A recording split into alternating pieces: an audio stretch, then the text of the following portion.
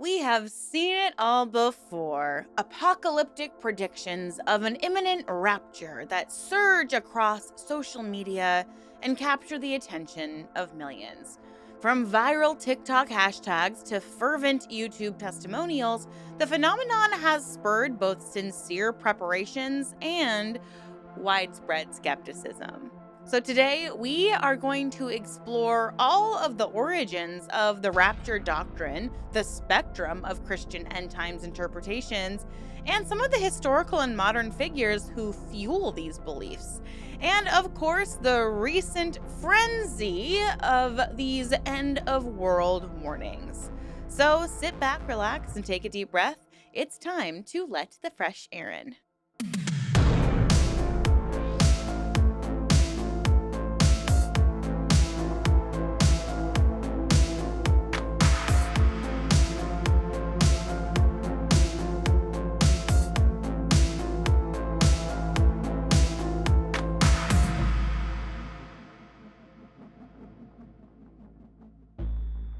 Hello, everyone. Welcome back, or welcome if you're new. My name is Erin, and I am fascinated by all things cults, true crime, and unique spiritual practices. I post a deep dive every Saturday, and I am starting to add some true crime during the week. So if you're into this sort of thing, please consider subscribing. I would absolutely love to have you here. Now, I am sure that some of you have seen some, for lack of a better term, preppers who have been going on their social media talking about the rapture that was supposed to happen last Tuesday, but think it's safe to say didn't happen. And we've seen this trend over and over and over again. I feel like it's almost laughable now that people still believe in the rapture because every single time in my lifetime, anyway, literally nothing has happened. And there's always some kind of excuse.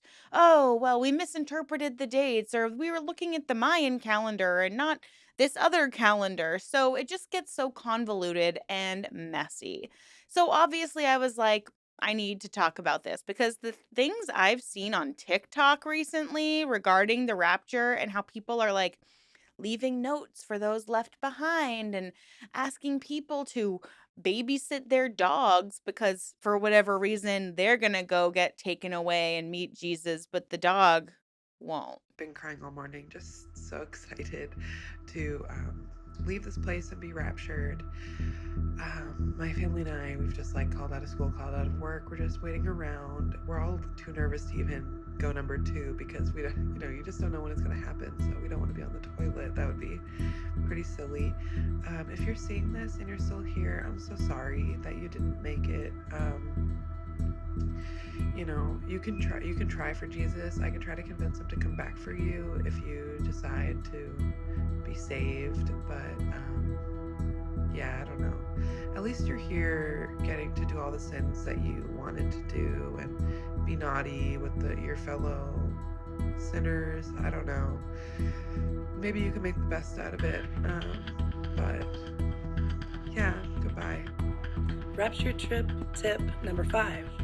When you finally start moving up into the air, I recommend that you don't hold on to anything.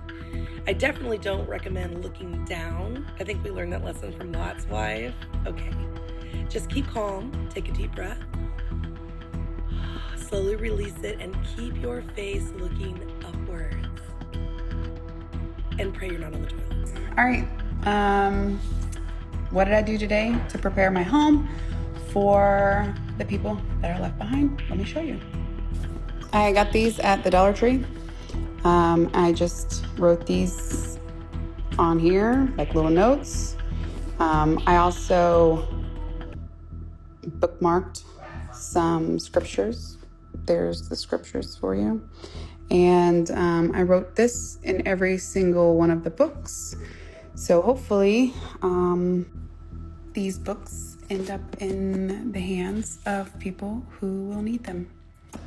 All right, see you tomorrow. So let's go ahead and break it all down. Now, if you don't know, but I'm sure you do, we're going to just do a very, very brief overview about what the rapture is. It is a Christian concept that envisions a future moment when Jesus Christ will return and suddenly transport true believers to heaven prior to some period of global tribulation and the final end of the world. Wait, maybe the rapture did happen because it kind of feels like we're living in hell at this point. But in this scenario, the faithful will rise up to meet the Lord in the air and leave behind those deemed unbelievers to endure calamities on earth. It's often described as a literal vanishing or catching away of Christians, both the living and resurrected dead, to go be with Jesus Christ. And despite its prominence in certain Christian circles today, the word rapture doesn't actually appear anywhere in the Bible. The doctrine is instead derived from interpretations of several biblical passages. Key verses cited in support of the rapture include Thessalonians 4:16-17, which speaks of believers being caught up in the clouds to meet the Lord in air. There's Corinthians 15:51-52, a promise that we will not all sleep, but we will all be changed in the twinkling of an eye at the last trumpet, and Matthew 24:40-41, which describes one person being taken and another left in an unexpected hour. Proponents interpret these passages to mean that when Jesus returns, Christians will be instantly transformed and taken up, sparing them from the prophesied wrath to come. And crucially, believers emphasize that the rapture is distinct from the final second coming of Christ. In their view, the rapture is a secret or surprising event that is happening in the twinkling of an eye, whereas the second coming of Christ is Christ's actual visible return to establish final judgment after that tribulation period. And I also want to point out that it is important to note that not all Christians share a belief in the rapture. In fact, many denominations either downplay or outright reject the idea as it's commonly taught. The concept, as popularized today, is largely rooted in specific evangelical Protestant traditions, especially here in the United States and other English speaking countries. Outside of those circles, other Christians may view the rapture as simply metaphorical, or they merge it with the general resurrection at Christ's return rather than this secret, separate event. In summary, the rapture, according to its advocates, is an imminent supernatural evacuation of believers from earth. It is the belief among some evangelical Christians that Jesus will return to take true believers to heaven before a period of tribulation and the world's end. And everyone else, those left behind, would face a turbulent time of suffering. This doctrine has become a fixture in certain Christian subcultures, fueling not just theological debate, but also a cottage industry of prophecy books, films, and now viral social media content. So, to understand how we got here, we need to turn to the origins of the rapture teaching. Today's pervasive rapture expectations are surprisingly modern in origin. Historians trace the doctrine's emergence to the mid 19th century in Britain. Prior to that era, Christians certainly believed in the second coming of Christ and a final judgment, but the specific notion of a two-stage return of Christ, first an unseen rapture of believers, and then later a public second coming, was virtually absent from historic Christian theology. John Nelson Darby, an Anglo Irish Bible teacher and one of the founders of the Plymouth Brethren movement, is widely credited as the pioneer of rapture theology. In the 1830s, Darby began teaching a new prophetic scheme as part of a broader theological framework called dispensationalism. Dispensationalism, yep, that's the word, divided history into distinct eras or dispensations and made a sharp distinct between God's plan for Israel and for the church. Within this system, Darby introduced the idea that Christ would return twice, first in secret and then later in power to judge the world and basically reign over it. There is evidence that Darby's thinking was influenced by contemporary prophetic fervor. In the same period, a young Scottish woman named Margaret MacDonald, who was only 15, claimed to have visions in 1830 about a select group of believers being taken to safety before the horrors of the end times. Some researchers argue that Darby drew inspiration from these visions, though the extent of his influence is debated among scholars. But what is clear is that by the 1840s, Darby was actively teaching a new doctrine of pre tribulation rapture, and it began spreading among certain evangelical groups in the UK and North America. So, why was this new idea so compelling in that era? The 19th century was a time of intense apocalyptic speculation. It saw famous end of world predictions like that of William Miller, a Baptist preacher in the United States. Miller calculated that Christ would return in 1843, then he revised it to October 22nd, 1844, when it didn't really pan out in 1843. So when those dates came and went with no second coming, believers experienced what became known as, quote, the Great Disappointment. Miller's failed prediction in 1844 had a huge fallout. His followers, the Millerites, splintered into groups, some of which eventually formed new denominations, including the Seventh day Adventist Church and indirectly the Jehovah's Witnesses. And notably, some disillusioned Millerites gravitated towards Darby's emerging rapture theology. As religious scholar Amy Freikholm explains, a segment of Miller's followers, quote, started the secret rapture movement after 1844 and refused to name a date going forward. In other words, after being burned by a specified date, these Christians embraced the idea that Jesus could still come at any moment unannounced. So that was the stance that Darby started to advocate. By the late 1800s, Darby's teachings had crossed the Atlantic and taken root in America, finding a receptive audience among revivalists and Bible teachers. A crucial vehicle was the proliferation of prophecy conferences in the early 20th century and the publication of study Bibles that incorporated dispensationalist commentary. In 1909, Cyrus I. Scofield, a Dallas pastor and disciple of dispensational theology, published the hugely influential Scofield Reference Bible. This Bible's footnotes explicitly outline the rapture timeline and other end time predictions. It became a bestseller, bringing Darby's ideas to ordinary churchgoers across the US and the UK. By mid 20th century, belief in the rapture, especially a pre tribulation rapture, had entered the evangelical mainstream. As one analyst notes, quote, the majority of evangelicals in the United States and Britain came to embrace some elements of dispensationalism and its end time scheme during this period. The rapture doctrine began as a novel interpretation in the 1800s. Within Christian communities that accept a future rapture, there is significant debate about when it will happen in relation to the tribulation, a prophesied period of global turmoil described in biblical apocalyptic texts, especially the book of Revelation. Over time, several major interpretive camps have formed. We have the pre tribulation rapture or pre trib. And this view holds kind of what we've been talking about, that the rapture will occur before the tribulation begins. Its appeal is this promise that Christians will be spared the worst horrors of the end times.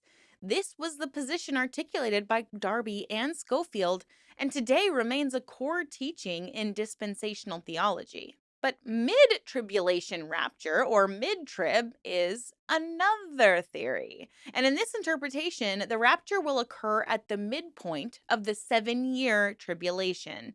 Believers will endure roughly the first 3.5 years of troubles, but will be removed before the Great Tribulation, the final and most intense 3.5 years. Proponents often point to certain biblical chronologies, like the trumpet blasts in Revelation, as kind of proof to the timing of the rapture around the midway point. And this view is a lot less common, but is still found in some evangelical circles. And then we have the post tribulation rapture.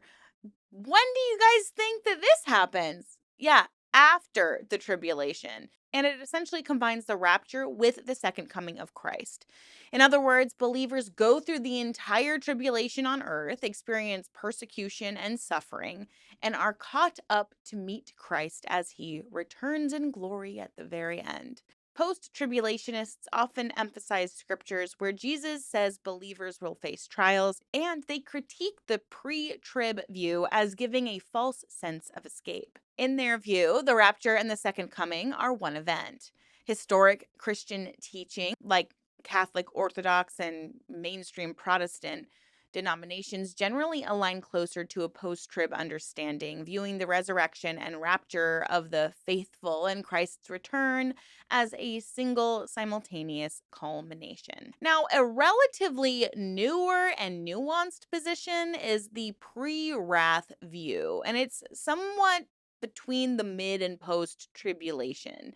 It asserts that the rapture occurs towards the later part of the tribulation, but also before the final outpouring of God's wrath in the form of cataclysmic judgments.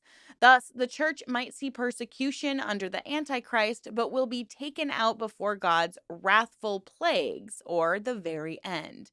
And this view tries to reconcile verses about believers facing hardship with verses about deliverance from divine wrath. I'm already tired, and all I'm doing is reading from a teleprompter talking about this. Like, man, imagine having all the time to theorize about this. These people have a lot of time on their hands. In my opinion, which nobody really asked for, but maybe you agree or disagree with me, this whole idea of the rapture is honestly a manipulation tactic. On one hand, it emphasizes this idea of control and following all the rules that the church sets out for you to follow, because if you don't, you will literally get left behind in what is apparently going to be hell on earth. I think its secondary role is the idea of there being this almost exclusive God club in the sky that only the most devout Christians get to go to. It's kind of this elitist way to look at Christianity where it almost creates this us versus them mentality, where if you are not a believer, well, you're going to be ostracized from the true believers because at the end of the day, you're just going to get left behind when the rapture happens because I'm a better Christian than you. It's also this apocalyptic ideology that has driven to the expansion of cults all across America and honestly the entire world. One of the key tenets of many cults that we have covered on this channel has been this preppers apocalyptic doomsday cult ideology. It instills so much fear in adherents that they're going to get left behind or otherwise punished that people start doing things that they might not otherwise be comfortable doing. And they might actually be going against what God might teach in the Bible because their leader, whether it's part of a Christian group or another cult or even a Christian based cult, they're going to do things that more reasonable people would never do. I'm thinking about Lori Vallow, Chad Daybell, who still to this day claim that what they did to their children was for their children's highest good because they believe in apocalyptic ideology. They believe that they're saving their children from the evils of the real world.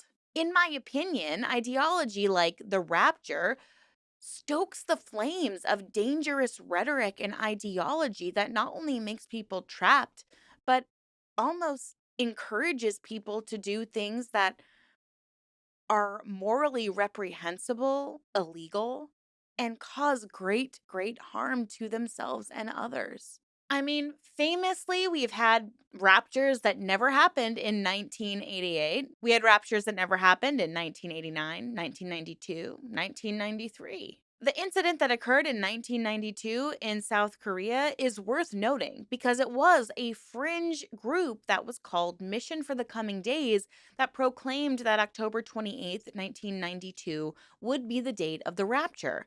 The frenzy reportedly led thousands of Korean followers to quit jobs, sell homes, and then the day passed uneventfully.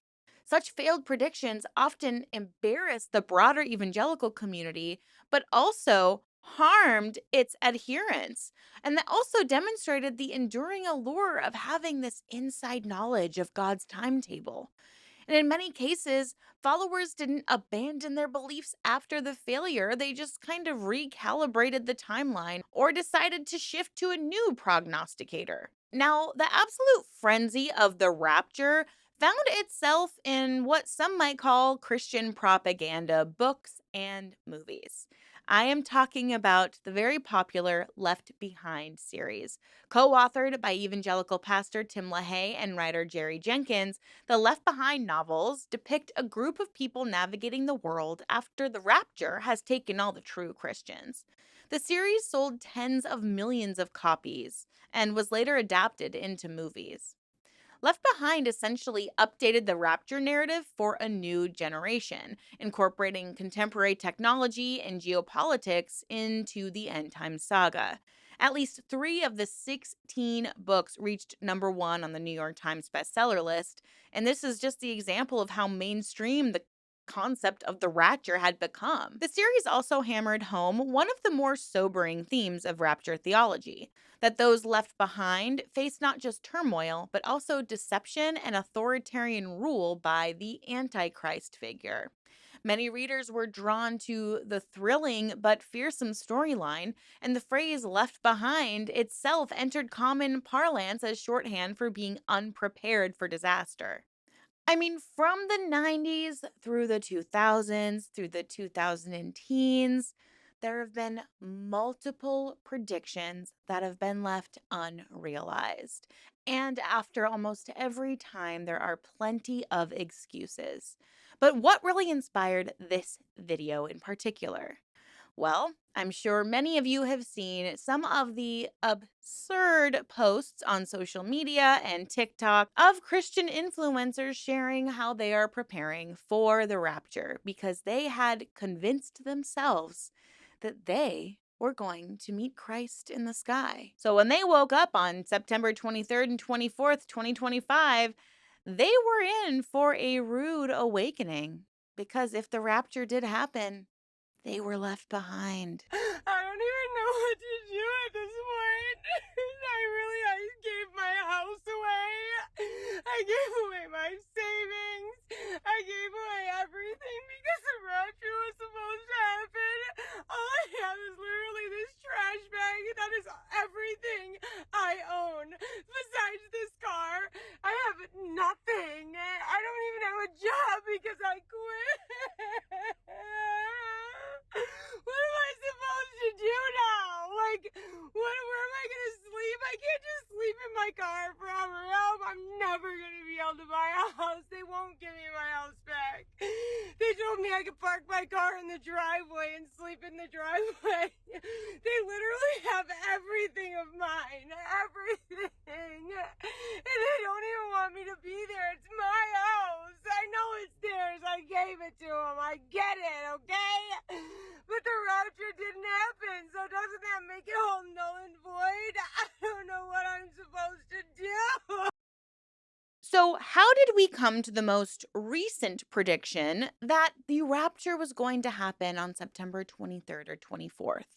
Well, at the center of the recent rapture frenzy was an obscure man from South Africa whose name I know I am going to butcher, and I'm not really sure how to create that click sound that's required to say his name as per the Bantu language. So I'm going to do my best here.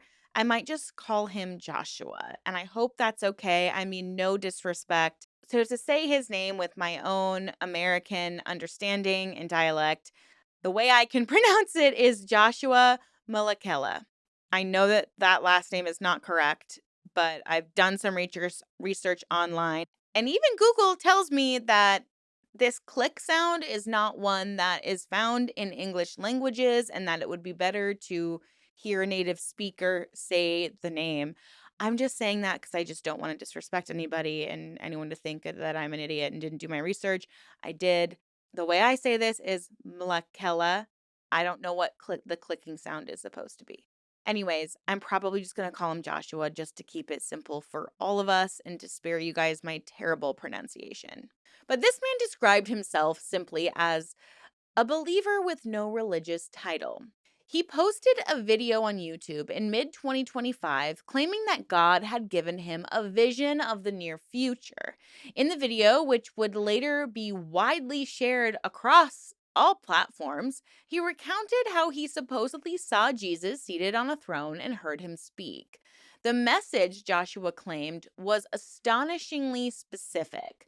On the 23rd and 24th of September 2025, I will come to take my church. And that's supposedly a quote directly from Jesus. To me, on the 23rd and the 24th of September 2025, I will come to take my church. There's a date. There is a date. On the 23rd and the 24th of September 2025. 2025. According to him, Jesus was coming soon, and Joshua promised this. This bold prophecy might have remained a little known YouTube oddity, except that it began gaining traction. And within a few months, his video had over 560,000 views. By August and September, it had gone viral, with some believing it and a lot of people also mocking it on social media. On TikTok especially, users latched onto the claim. The hashtag Rapture Talk took off as people either earnestly prepared for the supposed rapture or riffed on the prediction with memes. The story moved from niche religious forums to mainstream media headlines by late September 2025, with outlets reporting on the online frenzy and looming dates. Google Trends showed that search interest in the rapture spiked so high that on September 22nd of this year, it briefly surpassed search interest in Taylor Swift, which is actually a pretty remarkable feat in the realm of internet attention. It's worth noting that Joshua's prophecy did not arise in a vacuum. For years, social media has hosted a steady hum of apocalyptic speculation. In 2020 and 2021, the COVID-19 pandemic and global upheaval fueled a resurgence of prophecy chatter online. By 2022 and 2023, as new crises emerged, like the war in Ukraine and rising national disasters, many users on TikTok, YouTube, and Facebook began sharing signs of the end times. Everything from dried up rivers in the Middle East, linked to Revelation's plagues, to rumors of coming economic collapse or a one world government. In these forums, the idea that the rapture was coming soon never really goes away. It simply awaits a catalyst to go viral. One such catalyst in 2023 was the renewed conflict in the Middle East. After war broke out between Israel and Hamas in October 2023, there was a noticeable uptick in end times rhetoric online. Some evangelical and fundamentalist Christians interpret wars involving Israel as fulfillments of biblical prophecy. And TikTok videos began to circulate suggesting that current events were aligning with the prophecy and that the rapture could be imminent. And while these didn't make global news at the time, they primed the pump for broader interest. As Cornell University professor Kim Haynes-Eitzen explains, quote, apocalyptic ideology often emerges during times of suffering or in the wake of traumatic events. Many early Christians believed the end would come in their lifetimes. Their writings are now used by contemporary Christians who share Joshua's view that the rapture is imminent, perhaps even today. So, against all of this, especially with how tumultuous things have been in the world over the last several years, Joshua's specific date prophecy provided this rallying point. Here was a concrete claim tied to a near term date. from a man who, while was not famous, spoke with conviction and apparent sincerity. He literally promised that this was going to happen. And crucially, his claim was easy to propagate in short form video. TikTokers would duet his videos, add their own commentary, or just kind of stare into the camera with urgent text overlays like, Jesus is coming, please repent now. And many did exactly that.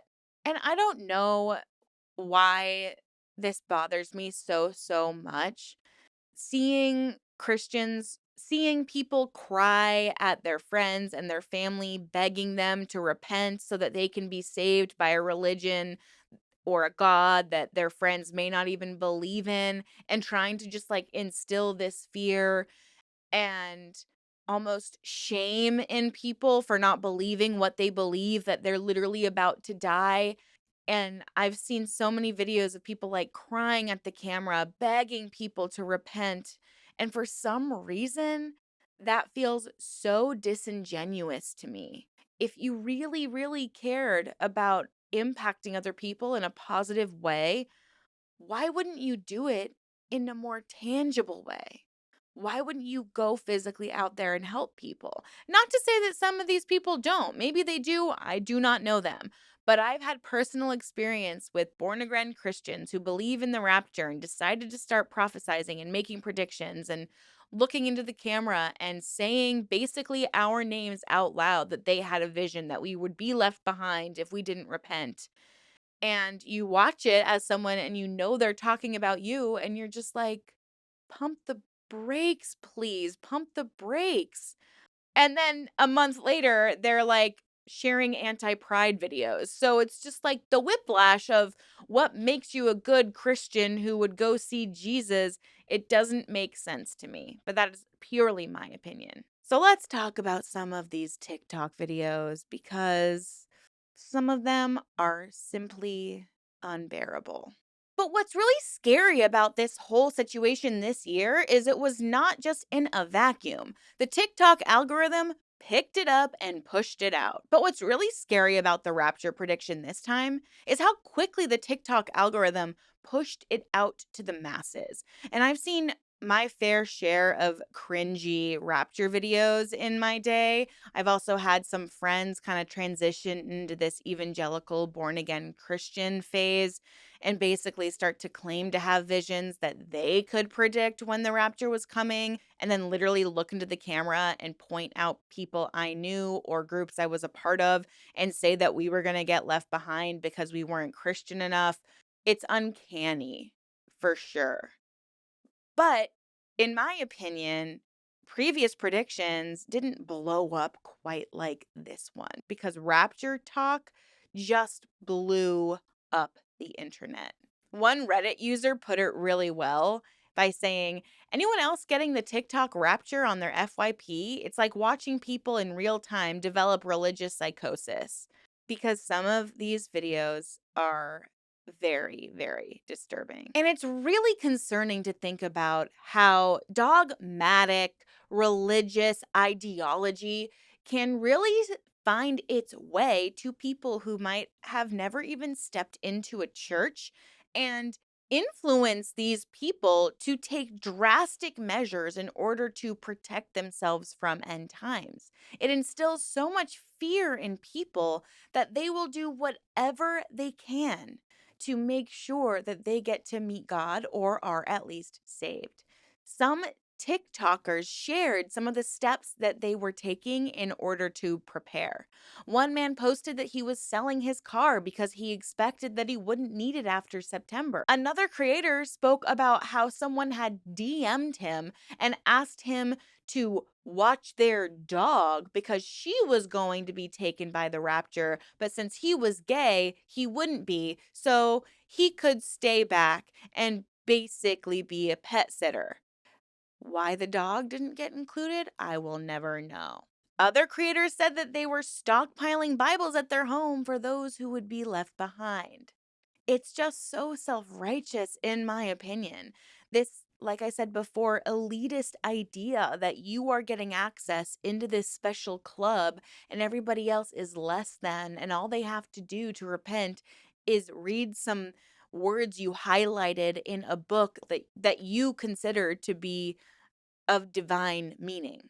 There were people that were preparing their home to have visitors as if their home was going to be the place that people found refuge in.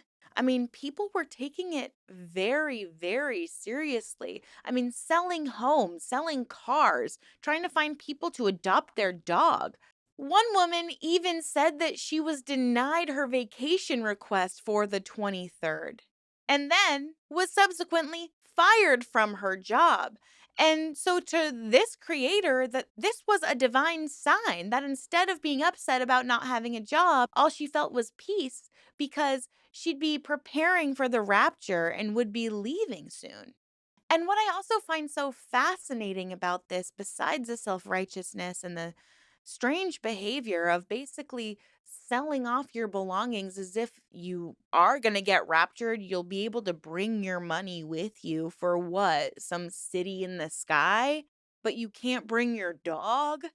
It all just seems so odd to me, but also being so self involved that you think that people are going to come to your home for some kind of spiritual understanding or guidance, when really, if all of the terrible people were still back here on earth, they're probably just going to be pilfering through your stuff to see what they can eat or sell or steal.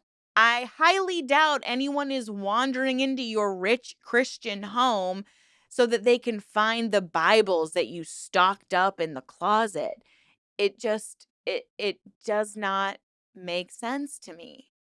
But to fight this, some religious leaders, to their credit, did try to say there's no way to predict the specific date of the rapture, trying to encourage people to not be too hasty in any of their decision making. So, of course, the blowback, the backlash that these people experienced when they were not taken to their savior was massive. It was almost like their entire personalities had changed. Their worldview had been stripped away from them. But don't you worry, there, of course, was an excuse as to why Joshua's predicted date did not come to fruition. I'm a billion% sure that the rapture is going to happen on the 23rd and the 24th of September 2025. But when you cross over straight from this Feast of Trumpets to our Gregorian calendar, it will put you on the 7th and the 8th of October. Now listen. To me, who was asking God, where's your part? I did my part. I delivered the message. Why you didn't rapture the people?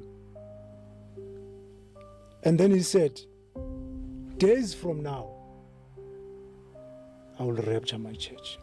He just mixed up his calendars, guys. He said, oops, y'all. I was using the Gregorian calendar. God uses the Julian calendar. So the world is actually going to end. The rapture's going to happen on October 7th or 8th. So prepare for that now. I mean, give me a break. How many times do we have to see these patterns repeat themselves before we start thinking a little more critically? And look, this is not to say that you shouldn't believe in the rapture, the second coming. Whatever you believe, that is up to you. But if your beliefs are causing you to abandon your home, your family, your job, make massive life decisions that could affect you and your future should you see it, it is time to take a bit of a step back. If we see a pattern continuing to repeat itself, not just over weeks or months, but over decades and sometimes even centuries, then we really need to start asking ourselves some hard hitting questions. Like, is this ideology that I want to believe in? Does this really serve my highest good? And most importantly, is it making me a better person? Am I really helping other people? Or am I kind of sitting on my elitist Christian high horse when it comes to this type of belief system? And that's not to say that all Christians are elitist or don't care about other humans, and certainly not all Christians believe in the rapture, that's for sure. There are people who call themselves Christians who I believe are genuinely good people. But I think that when we get dogmatic about it and obsessive about it, it does isolate you further into a belief to the point where you only want to be around and tolerate people who share your extreme points of views and beliefs. And in my opinion, that's just not healthy. That's when we start to get into cult territory. And I truly believe that it is this idea of the rapture that's been around for centuries that has implanted itself into other belief practices and religions and cults that create an atmosphere that's really, really destructive to the individual. So, if this is a belief that you subscribe to, I would really ask yourselves some questions. And that's me coming to you from a place of care and love and understanding, because if you're brought up being an evangelical Christian and you believe in the rapture, it's going to be really, really difficult to kind of deconstruct that ideology, especially if it's been a part of your life forever, and especially if you feel so much fear. But I think we always have to ask ourselves when it comes to any leader, why are they making me feel so fearful? Why are they trying to get me to be scared? Because when you're fearful, you're more easy to control. And when you can create a common enemy by utilizing fear, you're going to create this false sense of loyalty. That is literally the seeds that are planted in any cult group. So we can make fun of doomsday preppers and people who believe in the rapture all we want. And in my opinion, it's kind of unproductive. And I know I got a little bit snarky in this video, but we have to remember that for some people, this is all that they know. And the best way to confront gently people who do subscribe to this ideology is to ask them a lot of questions. Ask them questions from a loving place rather than from a judgmental place. I think that it's really, really easy to make fun of some of these videos, and it's easy to start to feel a little bit turned off or disgusted by the attitude of, oh, well, I'm better than you because I'm going to get taken up to God on a cloud tomorrow and you're not because you're so terrible. It's really easy to dislike those people who have those sentiments. But I do think that it is our responsibility to gently and lovingly, especially if we have a close relationship with people like that, to ask non judgmental questions just to help jog that critical thinking.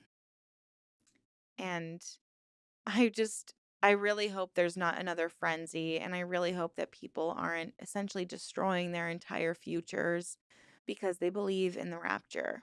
It's a really, really dangerous game to play with yourself, your finances, your family, your career. So just be careful out there, please. I hope my video didn't come across too snarky. I always try to I'm happy to snark on a cult leader, but I try not to snark too much on people who are involved in these types of belief systems just because everyone deserves some compassion, and if they don't feel like there's compassion towards them, we're just going to push them further into a dangerous belief system and kind of prove the cult leader or whomever the leader might be. We just prove them right if we don't approach situations like this with more compassion. They start to believe in the idea that people on the outside are the enemy and non-supportive, so that then they feel like they have to push themselves even further into their group or their church or their cult or their ideology. So I would just encourage you to approach it with care and compassion and really thoughtful, thought out questions. Anyways, you guys, I'm so curious what you thought about the frenzy, what you think about this new date. I don't know why it's on a Tuesday. What's so special about Tuesday? But apparently everyone's just skyrocketing to heaven on a Tuesday night. I guess it has to be before hump day. I don't know. But anyways, guys, please share your thoughts with me down below. Thank you so much for your time and your attention. I just celebrated 2 years of this channel, and I'm so, so, so grateful to have such a wonderful, loving community. So stay safe out there. Always ask questions and always stay skeptical. And I'll see you in my next video soon. Bye.